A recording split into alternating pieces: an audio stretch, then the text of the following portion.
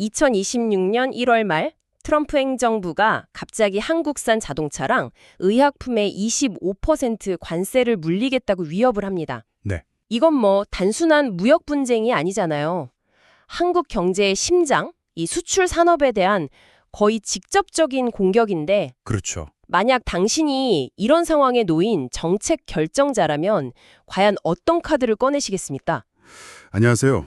오늘 저희가 분석할 자료가 바로 이 가상의 위기 상황을 다룬 스트래티직 인베스트먼트 그룹의 비공개 전략 보고서입니다. 2026년 2월 4일자 보고서네요. 네, 맞습니다. 이 보고서는요, 이 무역 리스크를 어떻게 에너지 분야의 기회로 바꿀 수 있는지 아주 구체적이고 좀 대담한 시나리오를 제시하고 있어요. 네, 맞아요. 오늘 저희 목표는 이 보고서를 정말 샅샅이 뜯어보면서 이 지정학적 위기가 어떻게 특정 산업, 그러니까 특히 원자력 발전 산업에 예상치 못한 기회를 만드는지, 네, 그리고 그 과정에서 어떤 전략적 판단이 필요한지 깊이 있게 한번 파헤쳐보는 겁니다. 좋습니다. 자, 그럼 이 흥미진진한 시나리오 속으로 한번 들어가 볼까요? 우선 보고서가 설정한 그 상황부터 좀 자세히 들여다보죠. 네, 2026년 1월 26일 트럼프 행정부가 갑자기 한국의 비준 지연, 이걸 문제 삼아요. 그렇죠. 명분을 만든 거죠. 그러면서 기존의 15%로 합의했던 관세를 25%로 올리겠다.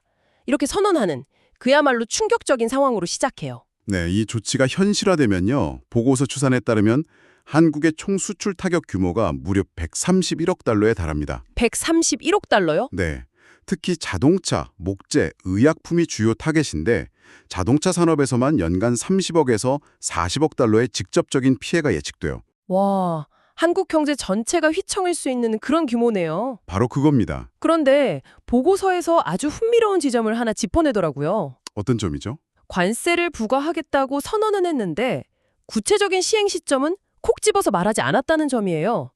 잠깐만요. 이게 그렇게 중요한가요? 아주 중요합니다. 그냥 뭐 행정 절차가 늦어지는 걸 수도 있는데 보고서는 왜 이걸 전략적 행동이라고까지 해석하는 거죠? 바로 그 지점에서 이 보고서의 통찰이 시작돼요.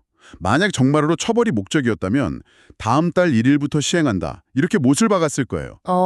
하지만 시점을 열어뒀다는 건 이건 단순한 압박을 넘어선 고도의 협상 전략이라는 신호죠. 협상 전략이요? 우리가 납득할 만한 확실한 대안을 가져온다면 이 관세 카드를 걷어들일 수도 있다.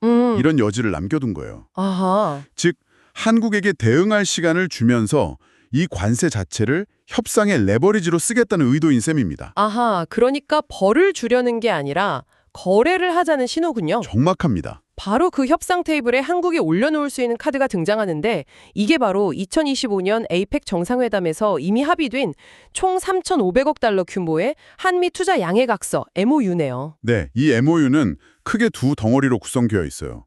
2천억 달러 규모의 현금 투자, 현금 투자? 그리고 1,500억 달러 규모의 조선협력 프로젝트죠. 여기서 중요한 건 현금 투자 부분인데요. 여기엔 반도체, 의약품, 그리고 에너지, 특히 원자력 분야가 포함되어 있습니다. 보고서의 핵심 전략은 바로 이거군요. 이 거대한 투자 약속 묶음 중에서 원전 투자를 1호 안건으로 가장 먼저 꺼내들어서 네, 그렇죠. 관세 문제를 정면으로 돌파하자.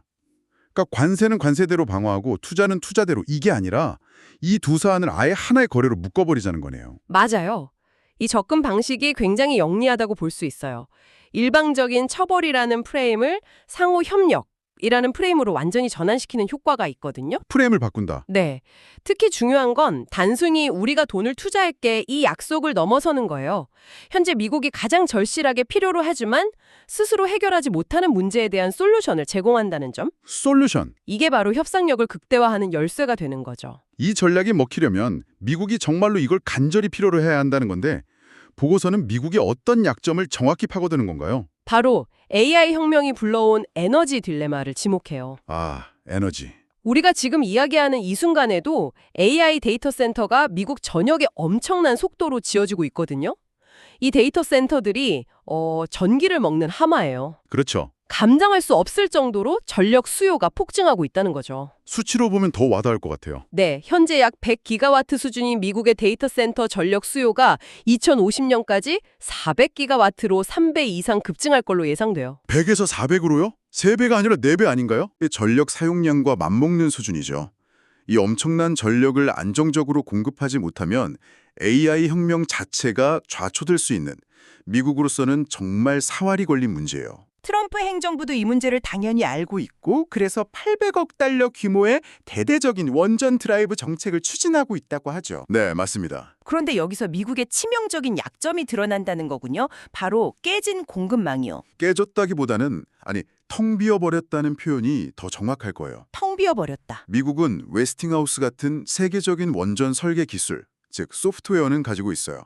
하지만 80년대 3마일 섬 사고 이후로 원전 건설을 거의 안 하면서 원자로, 증기발생기 같은 핵심 기자재, 즉 하드웨어를 만들던 공장들이 아예 문을 닫았거든요.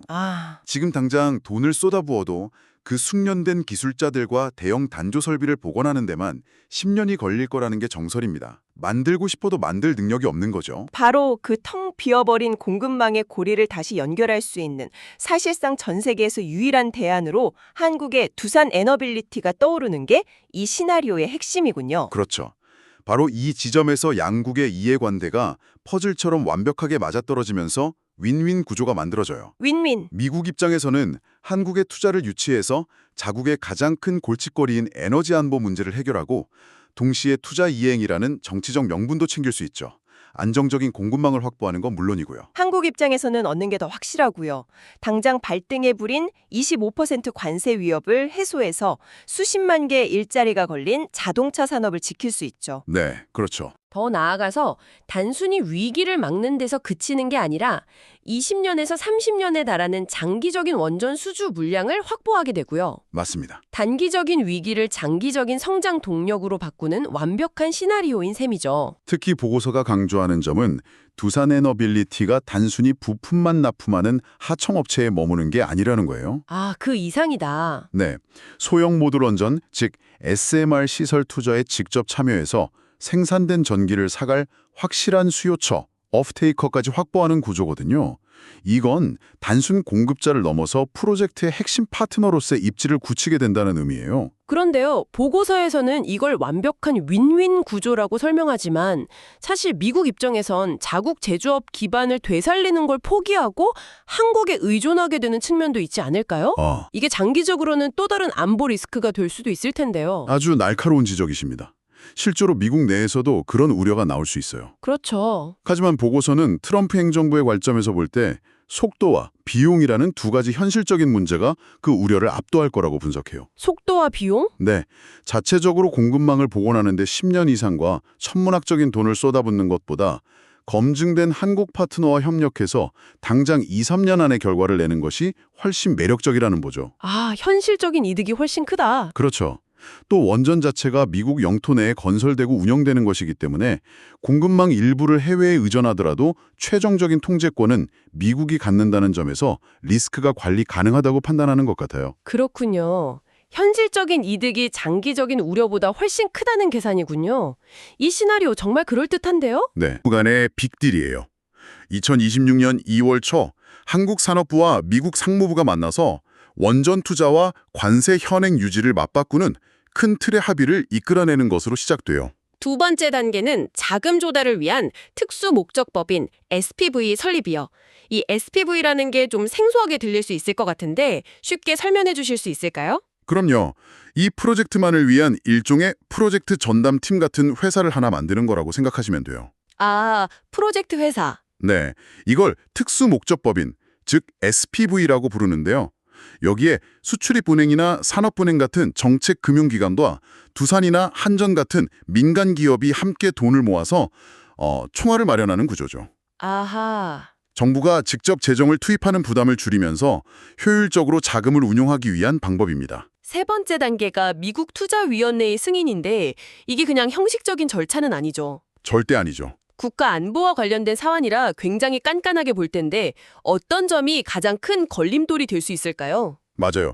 CFIUS라고 불리는 이 위원회는 외국인 투자가 미국의 국가 안보에 위협이 되는지를 심사하는 곳이라 아주 중요해요. 네. 하지만 이 건의 경우 투자의 목적 자체가 미국의 에너지 안보를 강화하고 AI 산업 기반을 닦는 것이기 때문에 오히려 위원회가 환영할 가능성이 높다고 보고서는 분석해요. 아, 오히려 환영할 것이다. 네, 물론 기술 유출 방지나 운영권에 대한 안전장치를 요구할 수는 있겠지만 프로젝트 자체를 무산시킬 가능성은 낮다고 보는 거죠.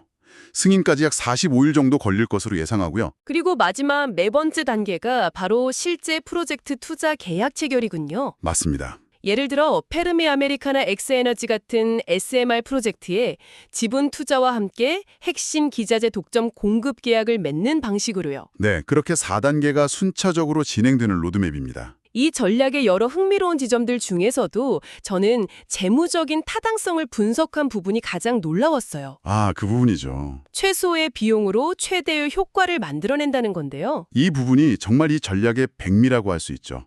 앞서 관세로 인한 자동차 수출 피해 예상액이 연간 30억에서 40억 달러, 우리 돈으로 4조 원이 넘는다고 말씀드렸잖아요. 네, 4조 원. 그런데 이 어마어마한 피해를 막기 위해 당장 필요한 원전 투자 금액은 불과 10억에서 20억 달러 수준입니다. 아니, 잠깐만요. 연간 4조 원의 피해를 막는 데 드는 돈이 고작 1, 2조 원이라고요? 네, 그렇습니다. 심지어 그 돈은 사라지는 비용도 아니고 미래를 위한 투자잖아요. 이건 정말 남는 장사네요. 그렇죠. 마치 저택을 지키기 위해 아주 저렴한 보험료를 내는 것과 같은데요. 정확한 비유예요. 심지어 전체 현금 투자 MOU 금액이 2천억 달러인 것은 감안하면 10억에서 20억 달러는 그중 0.5%에서 1%에 불과한 금액이에요. 1%도 안 되는? 정말 새발의 피죠. 전체 투자 약속의 1%도 채 안 되는 돈을 먼저 집행함으로써 그보다 20배는 더 큰 규모의 잠재적 손실을 막아내는 엄청난 고효율의 레버리지 전략인 셈이에요. 자, 그럼 이 모든 분석을 종합해서 보고서는 이 시나리오의 성공 확률을 얼마나 높게 보고 있나요? 70%라고 제시했던데 지정학적 시나리오에서 70%면 굉장히 높은 수치잖아요. 맞아요. 아주 높은 수치죠. 보고서가 이렇게 자신하는 근거는 뭔가요? 세 가지 주요 근거를 들어요. 첫째, 방금 이야기한 것처럼 양국의 이해관계가 완벽히 일치한다는 점. 네. 둘째, 관세 회피라는 아주 강력하고 즉각적인 유인이 있다는 점. 그리고 셋째가 일본의 선례가 있다는 점이에요. 아, 일본의 선례요? 네, 과거 일본도 미국과의 자동차 무역 마찰이 극심했을 때 미국의 LNG 터미널 건설에 대규모 투자를 단행하면서 무역 분쟁을 성공적으로 완화시킨 경험이 있거든요. 이 보고서는 그 모델을 참고한 거죠. 아, 그런 성공 사례가 이미 있었군요. 그렇습니다. 그렇기 때문에 이 높은 성공 확률을 바탕으로 아주 구체적인 투자 추천까지 이어지는 거군요. 바로 두산 에너빌리티에 대해 강력 매수, 스트롱 바이 의견을 제시하면서요. 네, 목표 주가까지 구체적으로 제시하는데요. 현재 주가 대비 40%에서 60%의 상승 여력이 있는 13만 원에서 15만 원을 목표가로 설정했어요. 13만 원에서 15만 원. 여기서 핵심은 트럼프의 관세 위협이라는 최악의 악재가 역설적으로 원전 투자를 가속화하고 이를 통해 기업 가치가 재평가되는 핵심 촉매제, 즉 캐탈리스트가 될 것이라는 분석이에요. 와, 위기가 곧 기회라는 말을 그대로 보여주는 거네요. 바로 그겁니다. 물론 세상에 100%는 없으니까 위험 요인도 짚어봐야겠죠. 만약 2028년 미국 대선에서 트럼프가 재선에 실패하면 이 모든 계획이 수포로 돌아가는 건 아닐까요? 당연히 그 리스크를 점검합니다. 2028년 대선 같은 정치적 불확실성 또는 국내 국회의 비준이 늦어지거나 환율이 급등하는 것 같은 국내 문제도 변수가 될 수 있다고 언급하죠. 그렇죠. 하지만 보고서의 최종 판단은 이런 리스크를 상쇄할 만큼 양국의 이해관계 일치라는 동인이 훨씬 더 강력하게 작용할 거라는 쪽이에요. 아, AI 혁명으로 인한 전력난은 민주당이 집권하든 공화당이 집권하든 해결해야 할 초당파적 과제거든요. 정권이 바뀌어도 그 문제는 그대로 남아있다. 네. 그래서 초기 계약을 법적 구속력이 있는 형태로 확정적으로 맺어두는 방식으로 충분히 리스크 관리가 가능하다고 보고 있습니다. 오늘 살펴본 분석 정말 흥미롭네요. 하나의 거대한 지정학적 위협이 어떻게 상대방의 결정적인 약점을 파고들어서 전략적인 경제적 기회로 전환될 수 있는지를 정말 영화 시나리오처럼 생생하게 보여주는 사례였어요. 맞아요. 보고서의 마지막 문장이 모든 것을 요약해줘요. 뭐라고 하죠? 관세 공포에 매도하지 말고 원전 르네상스에 투자하십시오. 와, 이 모든 흐름이 결국 정치적 필연성이 만들어낸 거스를 수 없는 구조적 성장 기회라는 거죠. 트럼프의 관세 압박이 역설적으로 한국 원전 산업의 미국 진출을 10년은 앞당기는 결과를 낳을 수 있다는 통찰입니다. 자, 이제 이 분석을 바탕으로 당신께 질문을 던져봅니다. 이 보고서는 한미 관계에 초점을 맞추고 있어요. 만약 이처럼 투자를 통한 위기 돌파 모델이 성공적인 선례를 남긴다면 앞으로 다른 국가들이 비슷한 무역 협상에서 자국만이 가진 독점적인 제조 역량을 어떤 식으로 활용하게 될까요? 그리고 AI 데이터 센터 다음으로 이와 같은 글로벌 공급망의 병목 현상을 일으키고 새로운 지정학적 거래의 대상이 될 다음 산업은 과연 무엇이 될까요?